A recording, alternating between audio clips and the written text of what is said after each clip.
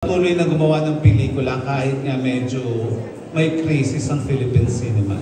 Alright. Well, actually sa kalaman ng lahat, ang burden nito nasa akin actually. Kasi I'm not only a director lang, a talent. Kasi may ibang mga director lang, binabayaran. After that, tapos na. Wala nang pakialam sa movie, no? Wala silang pakialam sa marketing, wala silang pakialam kung kumita o hindi. Ako hindi eh, kasi ako rin yung marketing. Ako rin yung nag-conceptualize kung paano sila. I would like to acknowledge one of the cast, Micaela Raz, at saka si Milen Gal. Dito na po. So, sige po, natuloy ko lang. Ako yung burden po sa akin. Kaya, ako po may pananagutan po ako sa mga producers ko. Kaya, remember, marami akong film kasi meron tayong tinatawag na concept. No? Siguro, dying talaga ang movie natin. Minsan talaga hindi talaga tinatawa yung ibang film. Pero ako kasi sa amin, sa Pinoy Flix, meron kaming kumbaga marketing strategy. No? Siyempre hindi ko i-open yan kung bakit. As I said kanina na ako yung burden. Kumita or hindi ang movie, pananagutan ko yun. So kailangan siyempre kikita po ito. Kaya, di ba po, meron akong parating na pelikula pa. So, yan po ang mga konsepto ko. And I hope sana po tangkilikin talagang tangkilikin yung pelikula natin. Siyempre, learning eh. Baguhan po akong direktor, pero every movie ko, meron akong mga binabago na idea, kumbaga yung atake ng isang pelikula. So I hope, maraming salamat. Kaya sabi ko sa inyo, yung Pinoy Flix, yung aming grupo, hindi lamang kami nakatutok sa storyline, nakatutok sa shooting, nakatutok sa post-production, lahat po yun, burden sa akin.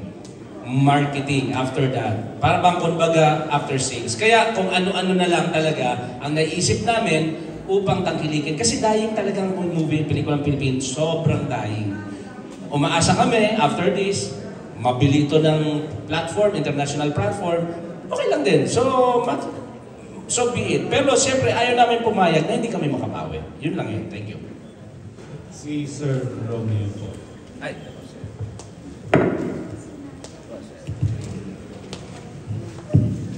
Yun na nga.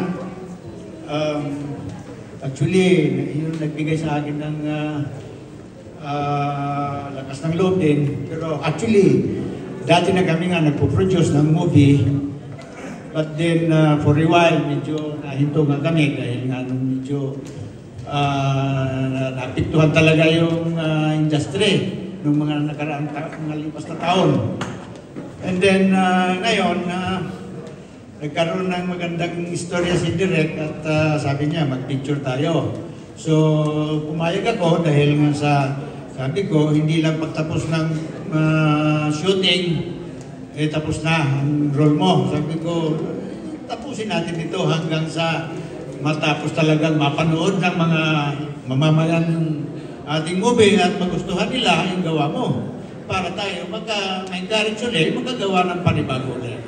So, yan ang kaya sinasabi niya, ang burden ay nasa kanya pa rin yung kasi ako naman, kami, hindi naman talaga ito ang line of business namin.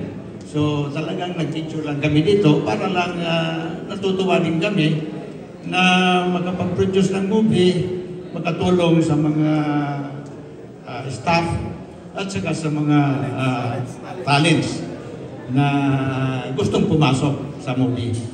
Yun lang. Thank you. Thank you. Ayun. Thank you and congratulations.